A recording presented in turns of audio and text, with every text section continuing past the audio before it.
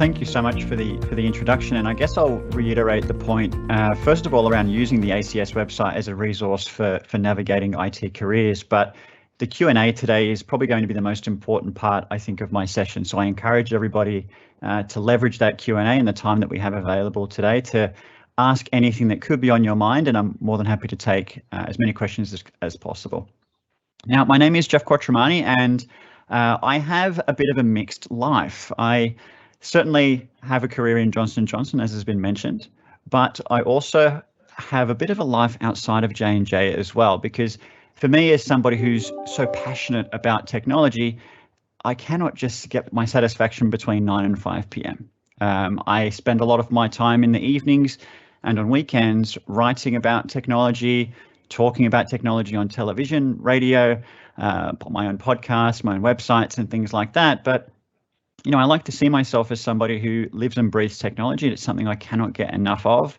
We'll talk about my day job, and we'll also talk about my out of day job as well, I guess. And we can always talk about the exciting parts of that too. But to give you some context, my life was probably not meant to originally look the way it does. This is a photo from where my parents grew up. This is in Malta, just south of Italy, and they lived on a farm. You know, they were a farming lifestyle. They had a very short education as a result of the system that was over there, and they didn't really know what computers were until they would have come to Australia, and eventually we had one in our home. They probably didn't think that my life would end up moving into technology either, given it certainly wasn't something that was picked up from them. It was probably expected that I would actually leave school in year 10 and go and get an apprenticeship or work on a farm myself. But things took a pretty different turn. And, you know, trying to think about where that actually came from is an interesting one. But my point here is that just because your upbringing may be one way or another, or your parents don't have a career in IT, it certainly doesn't mean that you can't. And I think once you find that passion, you find that little spark inside you about technology, it's pretty hard to let go of. Now, in school, I was a terrible student. You'll see I'm actually the guy in the middle holding his thumb up in the picture. I loved school. I absolutely loved going to school. I loved the social side of it. And obviously there was a lot to learn as well, but my grades were just terrible. They were really, really poor. When I got home in the evening, pretty slim chance I was excited to be doing homework or assignments. And look, it just meant that I had pretty poor academic results, unfortunately. However, it was always interesting after that, because despite not being a great student, I always knew what I wanted to do, and I always knew I had a passion for technology, and doing the tech courses that were available in school certainly helped back that up. But doing work experience through school as well was something that really affirmed that belief that I had around having a career in IT. At that time, it was doing work experience in electronics retailers. At the time, it was called Retrovision. I think now it's just called Harvey Norman.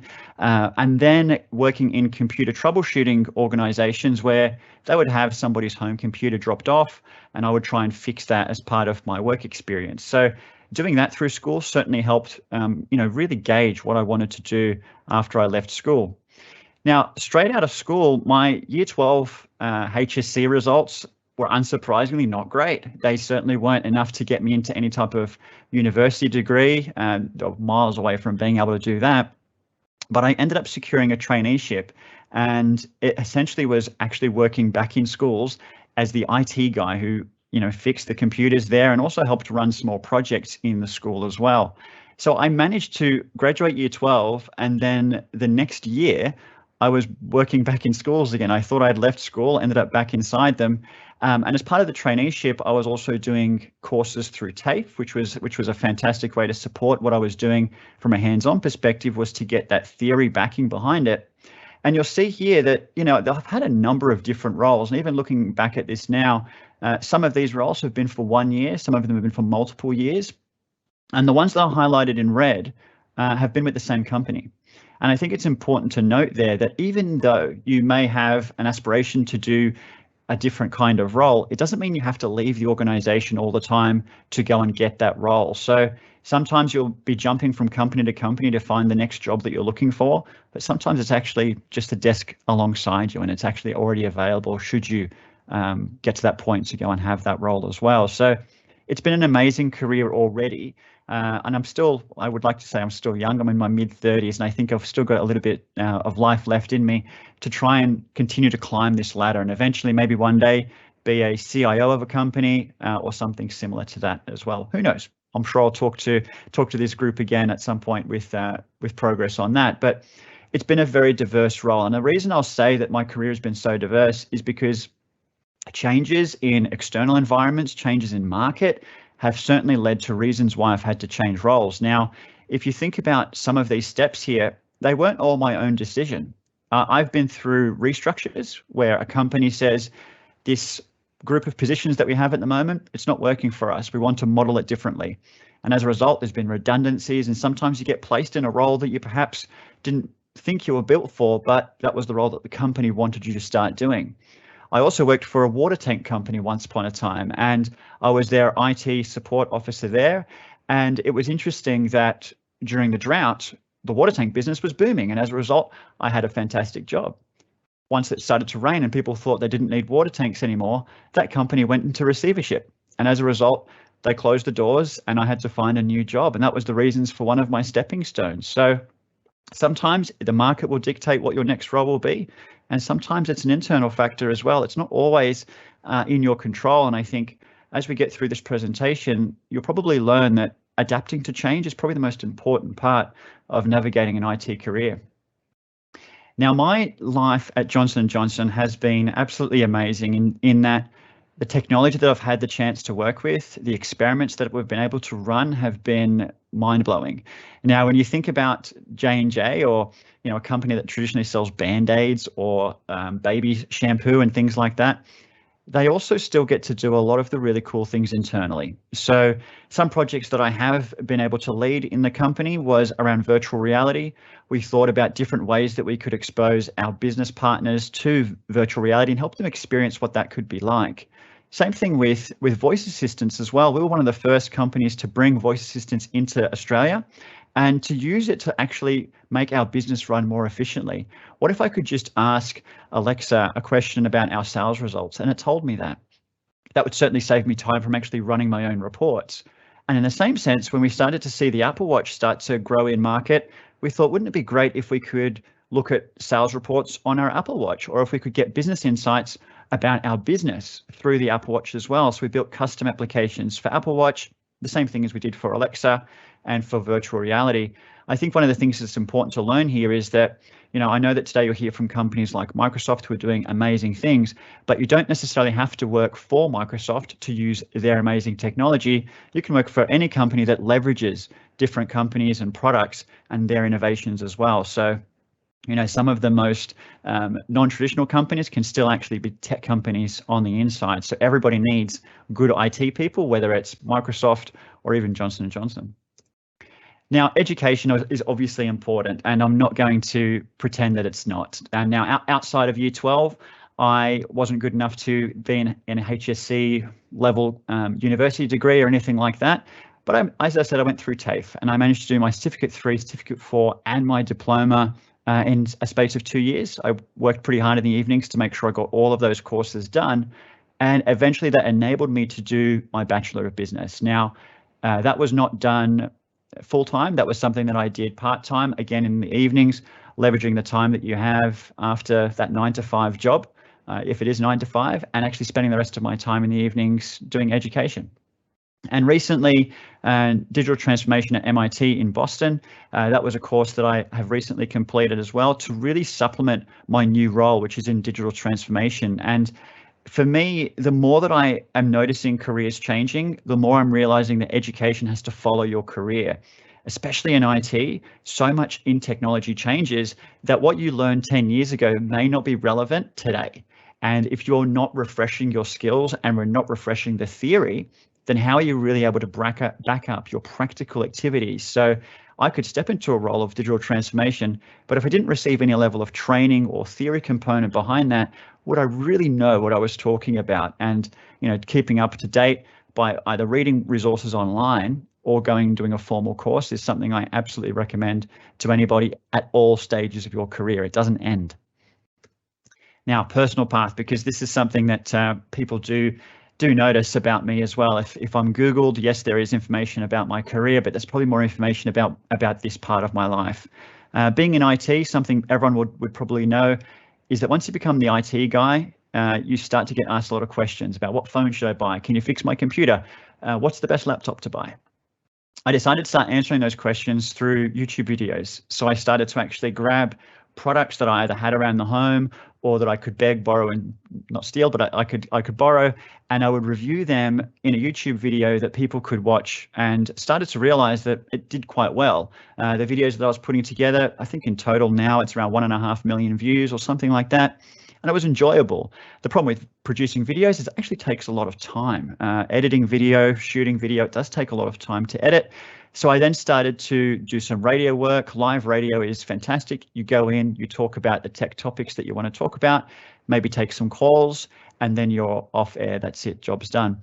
I then started to do a lot more writing. I found that I could write more articles than I could produce videos. So started off doing blogging, and now you'll sort of see articles from me in The Australian, on news.com.au, Men's Health, 7news.com, and I've launched my own website called officefortomorrow.com, where I'm starting to put content as well.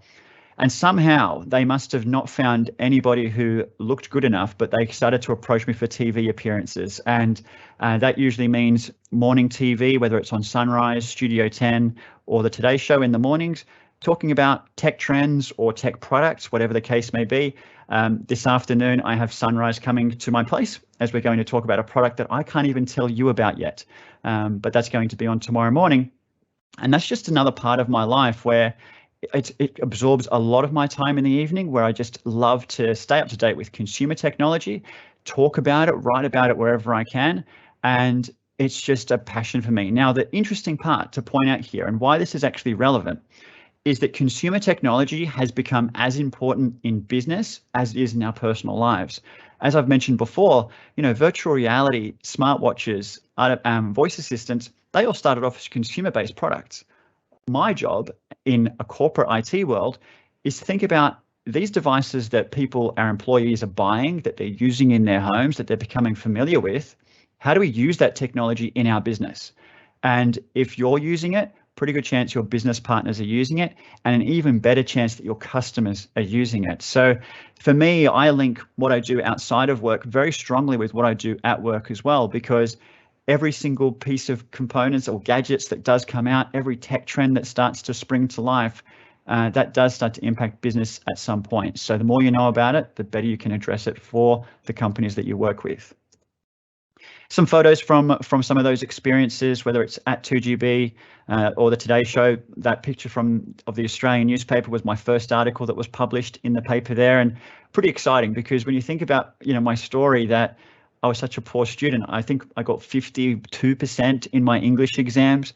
I somehow managed to still get published in a newspaper. So, I want to be very clear that while the HSC is important and your end of year exams are all important, it's not the end of the world if you don't get the result that you're actually hoping for. There's so many other paths that you can take. There's so many changes that will come up in life that will open different doors. Never feel that one day or that one result is your everything. So an important one to call out there, especially when you can see that a failed student can still get published in national newspapers and online. So the other piece I want to talk about here is giving back. And it can start when you have nothing, and it can start when you have something. Now, for me, once my IT career started to sort of get going, I really started to realize that there'd be a lot of people who were probably in my situation where you were at school and you saw a lot of people often receive awards for academic excellence in maths or science. And you were the guy who was used to sitting down, clapping, and knowing that your name was not going to be called. So I started thinking about ways that I could give back to people like that, or even the schools that I came from. I now run a tech competition at the school that I went to. That school, we now run a technology-based competition. I fund the prizes, we do some judging, and we get to recognize students who maybe aren't fantastic drama students or PE students, but they have a passion for technology that needs to be called out, and we try and foster that. And even just other ways in terms of volunteering with charities and things like that, it's something that everybody should do. Not only does it help you feel good about yourself at the end of the day, but it does mean something to somebody else. And I think always doing something for others is helping not just yourself, it's actually helping maybe 2 more people on top of that. So something to really think about when you do have spare time. If you've got nothing else to do on a weekend, volunteer, because it's absolutely worth it, and it's a really important thing to keep this country going. Now, some messages to take home, because the point of this is really for you guys to have something to run away with and hopefully think about a bit further. The first one is to become comfortable with the unknown. And, you know, as I talked about through my career, things being very spontaneous, markets change and whatever else, especially now if you think about COVID. I mean, the situation that we're all in at the moment, wherever you're sitting, who had a vision that that was going to happen? No one had a 5-year plan that included COVID. You know, in corporate life, we're always talking about 5-year plans, 3-year plans, and no one had COVID in those plans. So how are people adapting to those changes? That's where you can actually excel, in that if you struggle to accept what's going on around you and you struggle to embrace what's happening around you, you may actually start to struggle in your career, because you need to adapt. You need to completely understand the market, start to make changes, and really take control and responsibility of yourself so that you can continue to excel. So be ready for change. It could happen now. It could happen tomorrow. My internet could disconnect right now. What would I do? I would probably call in and be able to keep the presentation going. You just need to have a plan. Now, for the really important one here is, you are so fortunate. Let's remember that we have great internet connections in Australia that allow us to do something like this. If there is something you want to know about, you can simply Google it. If you want to do anything, especially in this country, you are able to do it. Trust me when I say that. We are so lucky to be in Australia and able to do all the things that we want to do and can do. Remembering that you're fortunate and not comparing yourself so much to other people will really keep that into perspective for you. I know that being born in this country meant that I had much more opportunities than I would have had I been born back in Europe, where things were very, very different. So just remember that the cards that we've been dealt are amazing, and it's up to you what you do with that. You can do it. And this is an important one, because I have conversations with different people from all walks of life, and squashing that doubt that because you look different, you appear different, you have a different background, your parents didn't traditionally think this way, you may not think a certain way. Trust me, you can do it. And I mean that because somebody else already has. And when you think about, say, for example, gender or race, someone who looks just like you and acts just like you probably has achieved something that you're thinking about. And if you seek out those people and spend time researching how they got there, you'll realize that you can do it too. And, you know, if a failed student can somehow end up with a published article in a newspaper, pretty sure anybody can as well.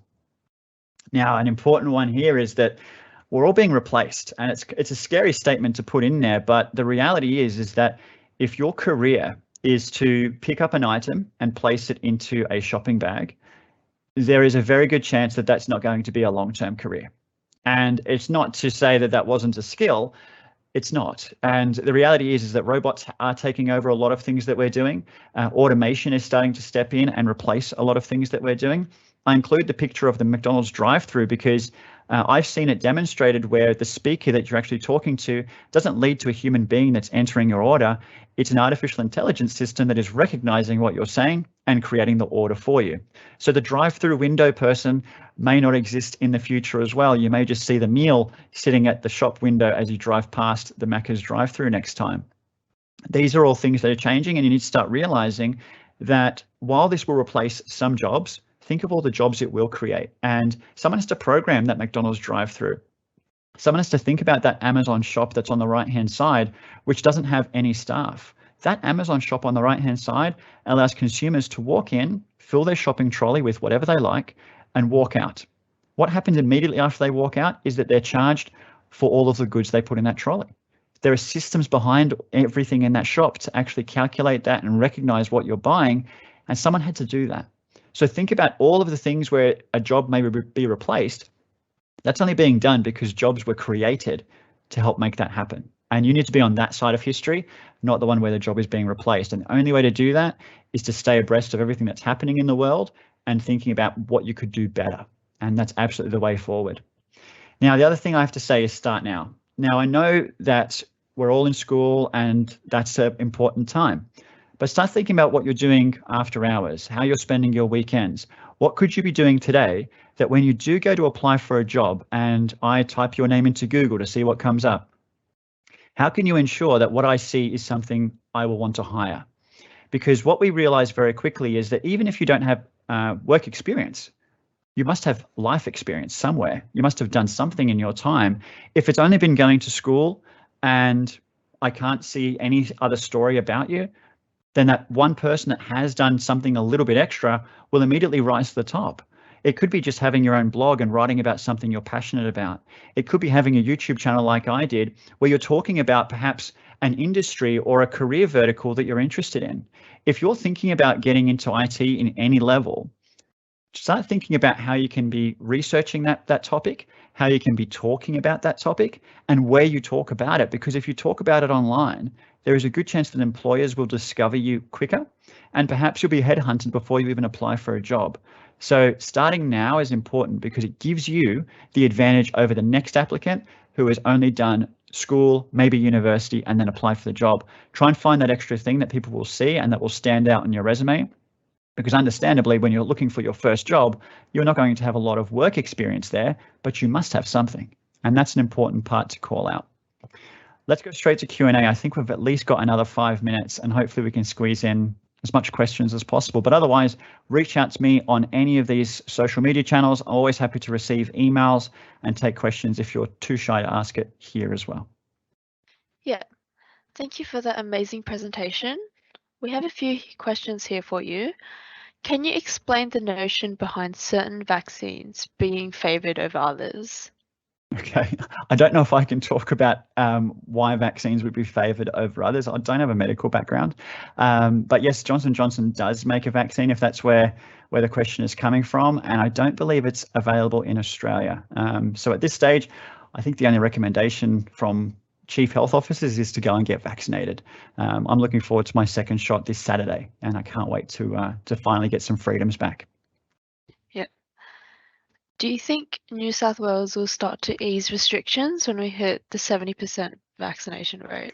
I certainly hope so. I believe at 11 o'clock we might be hearing something about this, and I'm certainly looking forward to it. I'm in one of the more locked down LGAs, so I'm really looking forward to some freedoms and getting out and about. Absolutely. Yeah. What do you think is the most crucial skill is to do your job? Flexibility. It's got to be flexibility. When you think about anything can be learned, any skill can be learned, but you need to be very flexible and adaptable. And for me, one of the examples I can give is that I was once put into a role for data and analytics. I had no idea how to do that job. They just had faith in me. I was already an employee at that company in IT project management. But then they said, we now want you to look after business intelligence, reporting and analytics. I had no idea how to do that. So what I realized was that just by being flexible, calling out that I had a lot of things to learn and hopefully do that quickly, people understood. And that honesty piece actually really helped me, because instead of trying to fake it till I make it, I just went with the honest path and said, I hear you, I hear your request. Let me find out what that actually means and I'll come back to you. And people appreciated that because it meant that you're really working for them.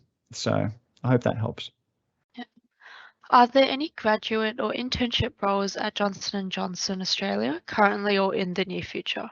It's something that I'm looking to. Now, we do have interns for other parts of the business, not in technology, but it's something that we're really trying to do. I mean, when we are in the office, we're based in Macquarie Park, which is very close to Macquarie University, which opens us up to a huge potential for interns or graduates, but we just don't do it for technology yet. And there's probably a number of reasons around red tape and onboarding compliance issues, but I fundamentally believe we need to do that, because I think that people like myself will actually learn more from having graduates than the graduates may actually learn from us. So, I think it's a huge opportunity for any business to take on interns.